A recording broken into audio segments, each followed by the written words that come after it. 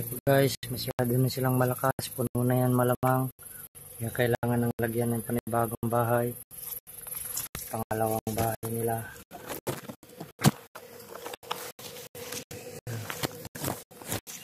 Sulit pa lang yan. Mga kabubuyog, ganito po ang ating gagawin kapag yung bahay ng bubuyog natin ay puno na.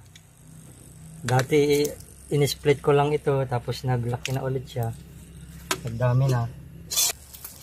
Buksan natin kung malakas na siya. Mga 6 na buwan na po itong na-split. Lalagyan na natin ng panibagong bahay kasi puno na.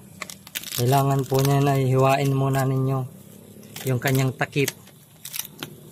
Kasi pag binaklas ninyo basta, masasama yung bahay nila. Kailangan mayroon kayong stainless na gamit na kutsilyo para masudsud ninyo yung kanilang bahay. Huwag nyo ring pauusukan ang stainless big kasi kawawa naman. Hindi naman sila nangingisot. Pausukan nyo pa. Hindi na po yung pinapausukan. Gumamit na lang kayo ng ayun, daming ko nangangagat sa kamay, hindi naman masakit. Kawawa naman kung sila'y pausukan. Kaya dapat dito lang.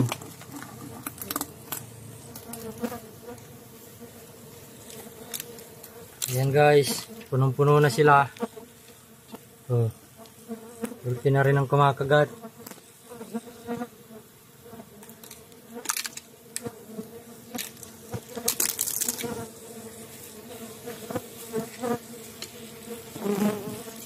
Ang gagawin natin dyan guys, alisin nyo lahat ng takip.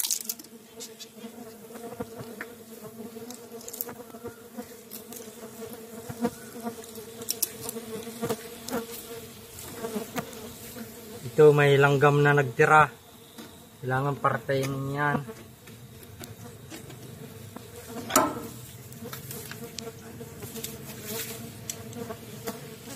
Kumuha muna kayo guys ng dahon, tapos pisain ninyo yung mga itlog ng langgam.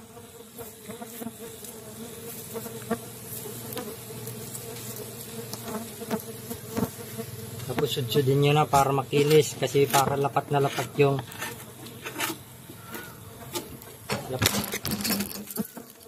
nahulog guys. Nahulog ang ating video. Malas.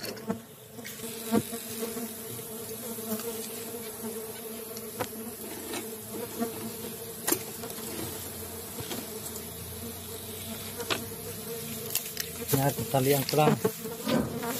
Malas.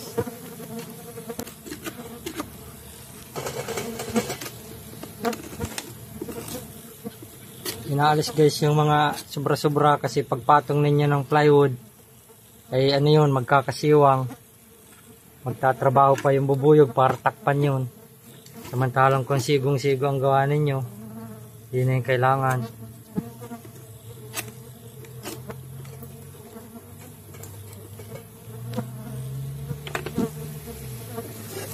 Ito ang ating ipapatong, dapat may butas kasi doon dadaan yung mag-iipon ng pulot. Or yung lalampas dun yung bahay nila, magiging 2 na hanggang taas, mapupuno hanggang taas ng itlogan ng bee. Pwede ninyong i-split. Kung ang gawin nila ay itlogan, i-split ang gagawin ninyo. Pero kung ang ipunin lang nila dun ay pulot, ay mag-aani kayo ng pulot. Kaya mas maganda, ang gusto ko ay pulot ang ipunin. Ganito ilalagay ninyo. Huwag ninyo itapat yung butas dun sa bahay nila, sa itlogan. Ayan. Para dun dadaan yung mga bubuyog, iipunin nila kasi puno na yung bahay nila. Dito naman yan mag-iipon ng pulot sa taas. Ayan.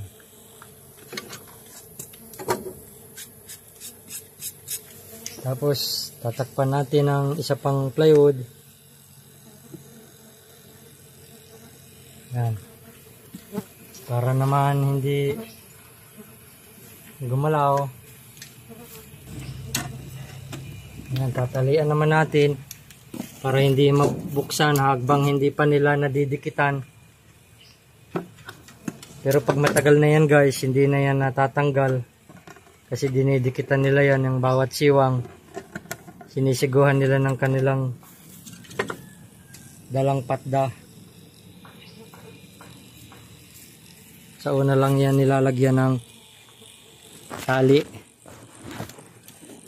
Katulad nung kanina binuksan natin, dikit na dikit yung takip.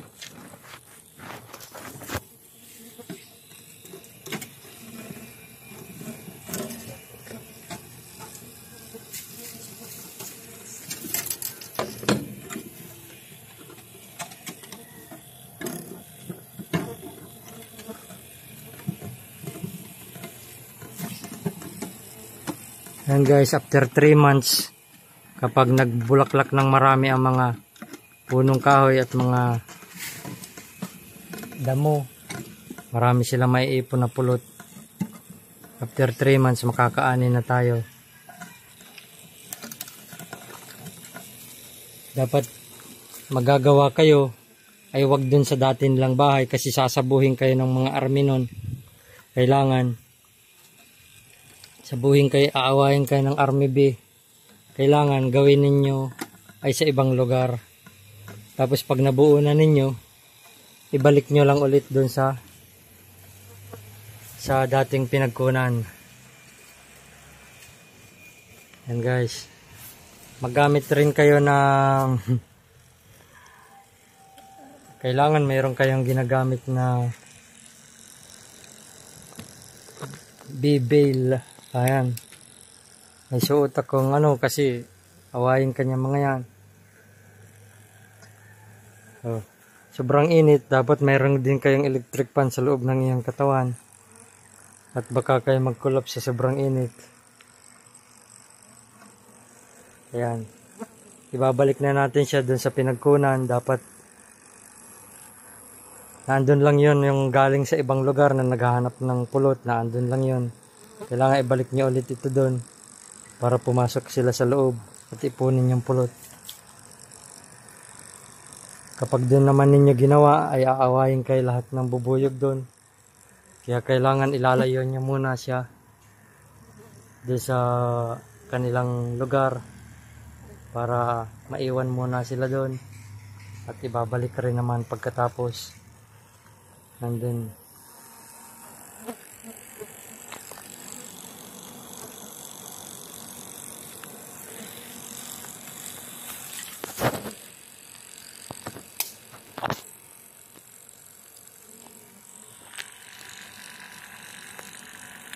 Ayan guys, kung nagustuhan niyo ang aming video, paki-like naman and share or subscribe. Maraming salamat.